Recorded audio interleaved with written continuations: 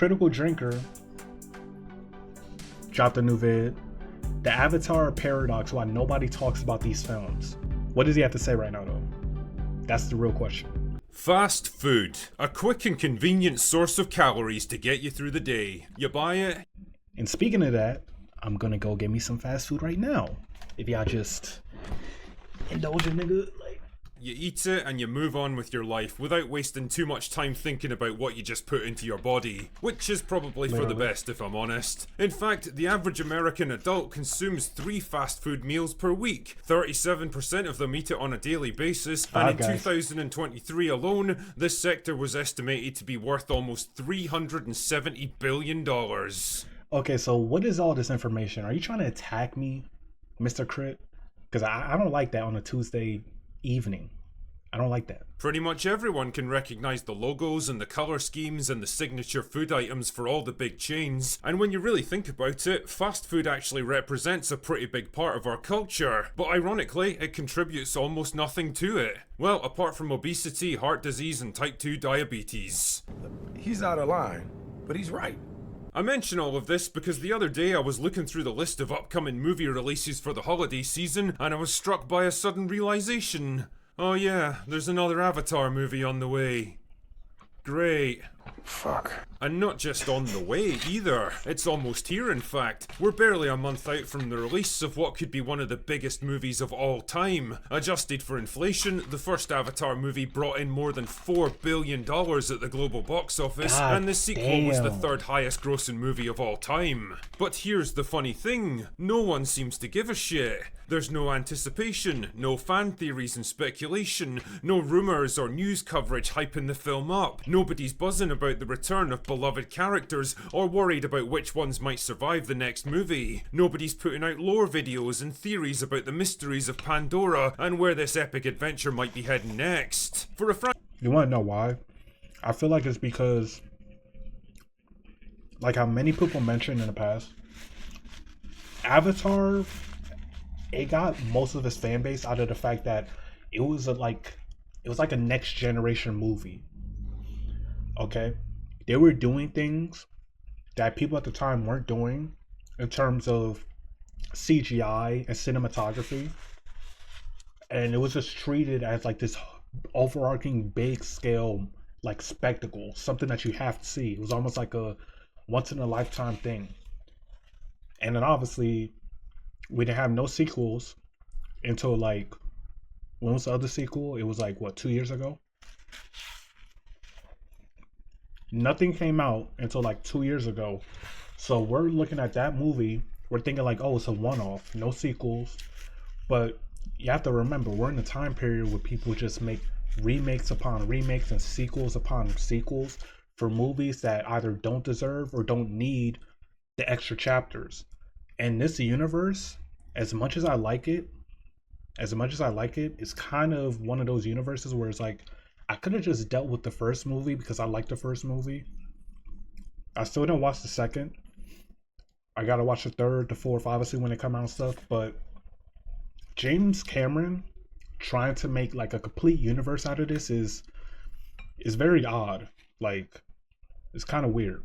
Franchise that now includes 2 of the biggest movies of all time, and is probably about to add a 3rd one to the list because, let's be honest, you know that people are going to flock to see this one. The Avatar franchise is weirdly culturally inert. And when I think back to the previous 2 films, it was pretty much the same story. Everyone went to see them, but nobody had anything to say about them afterwards. In fact, most people couldn't even seem to remember them beyond a vague declaration that the visuals were amazing. Somehow, despite their massive financial success, they've managed to make absolutely no impact on popular culture. Instead of leaving behind a cultural footprint, they're more like a cultural smokescreen that obscures everything for a few minutes, then gets blown away by the next stiff breeze. Nobody ever speaks of Miles Quaritch with the same hushed reverence as Darth Vader, Lord Voldemort, or the Terminator. Nobody mentions Jake Sully when they think of other famous movie heroes like Luke Skywalker, Ellen Ripley, or Indiana Jones. Nobody places Avatar's epic battle battle scenes in the same league as Return of the Jedi, Saving Private Ryan, or Lord of the Rings. It's not a problem Literally. that's unique to this franchise by any stretch. Shit man, The Rock's entire career was basically built on this stuff. But since the Avatar movies are probably the most extreme example,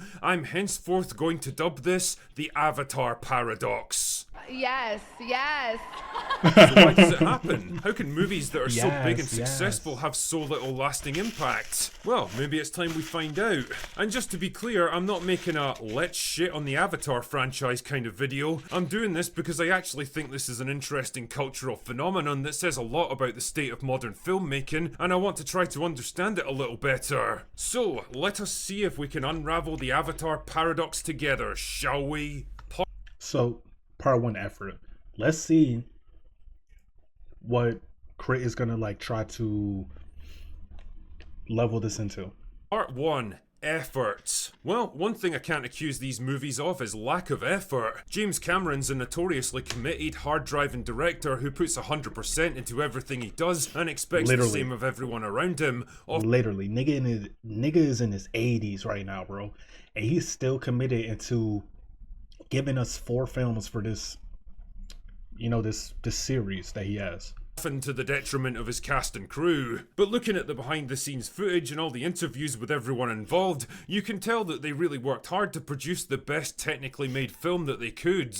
Everyone seems to be giving it their all. The actors were genuinely put through the mill on this one, and Cameron's clearly pushing them to deliver on his creative vision. Shit man, the guy's been working on this series for almost 20 years at this point. It's practically a lifetime obsession for him, and considering he's now 71 years old and there's like 3 more of these things on the way, it's likely to carry him through to the very end of his career. You sure about that?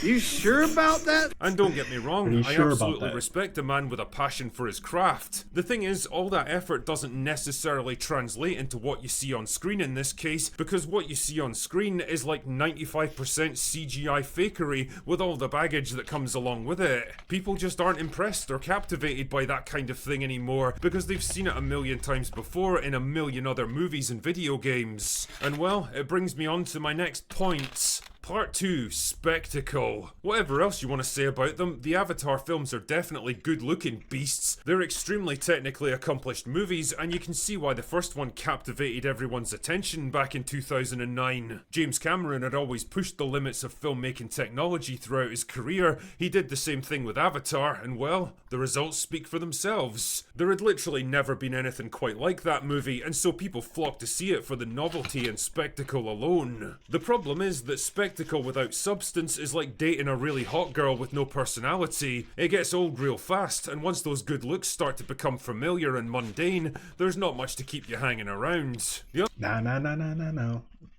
Maybe back in like 2015, 2016, but I'm not gonna lie, there's nothing wrong with having a little snow bunny on the side. Got no brains, no forethought. There's nothing wrong with that. Let's keep it a bug. Let's be real. Another problem is that what was magical and awe-inspiring back in the simpler days of 2009 isn't in 2025. After more than a decade of superhero movies and Star Wars and God knows what else, audiences today are all maxed out on visual spectacle. If anything, I'd say they're actually kind of bored of it all now, because movies have become so big and CGI so ubiquitous that we've basically reached the limits of what you can throw at the audience. The Avatar films still look great, don't get me wrong, but these days they're just another collection of great looking, visually overwhelming movies in a sea of them. There's nothing especially unique about the experience now, which is why it desperately needs Number 3, Heart and Soul. This is the big difference between Avatar and Cameron's earlier work, the lack of substance. Movies like Terminator or Aliens aren't remembered today because of their amazing visual effects. I mean, they definitely look good and they hold up well even today, but all of that stuff is secondary to their real appeal, which was their excellent stories, their compelling characters, their superbly constructed action sequences, their unique concepts, and most importantly, the core of humanity that drove them forwards. What would Aliens be without Ripley's desperate mission to rescue Newt from the alien queen? What would Terminator 2 be without a damaged Sarah's awkward attempts to reconcile with her son, or John's paternal relationship with the T-800s? Shit man, even the Abyss had an estranged husband trying to reconnect with his ex-wife. This, I think, is what's really missing from the Avatar movies, an emotional core that everything else is built around.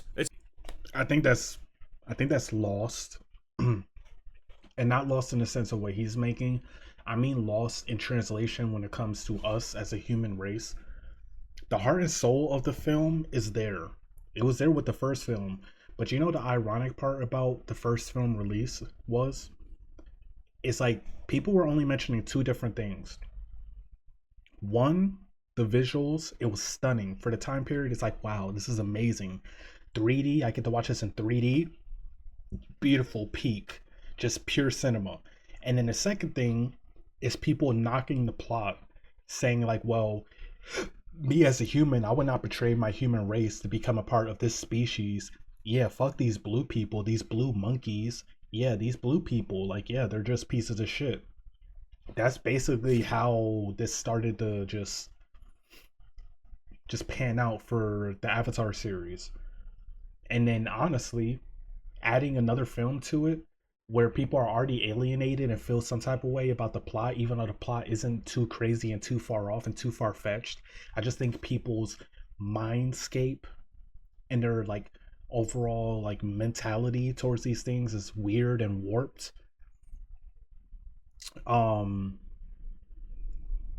Damn, how did I wrap it up, bro? Fuck. It's not to say that they don't try to give I was getting there and then I fucked you up. something. I was getting the first there, Avatar is really just a story about two people from vastly different But to those who have their minds wrapped together like so neatly, so tightly, you get what I'm saying. You understand what a nigga's saying.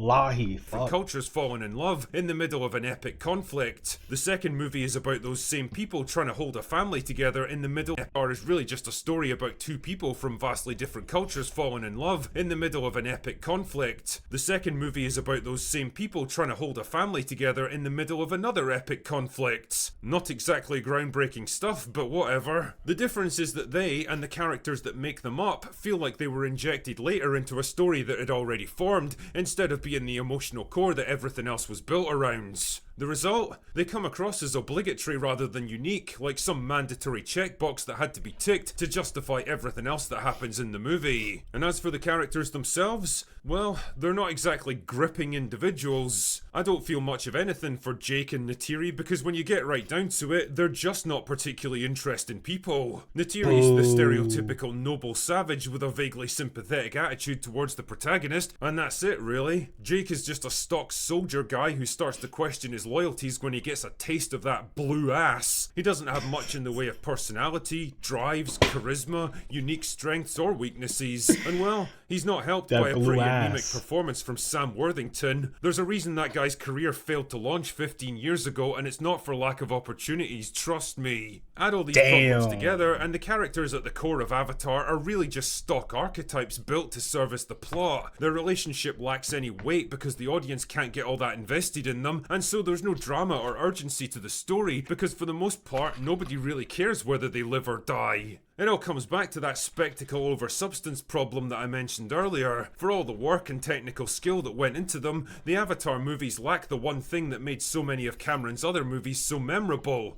an emotional core. That's why nobody remembers them or talks about them after they've left the theaters, because like that hot girl with zero personality, once the immediate visual impact starts to fade, you realize there's not a whole lot left to say. I mean, maybe none of it matters, really. I'm sure Avatar 3 is going to put another couple of billion in the bank for Disney, so who cares? Cha-ching, cha-ching. It's all just junk food at the end of the day. Anyway, that's all I've got for today.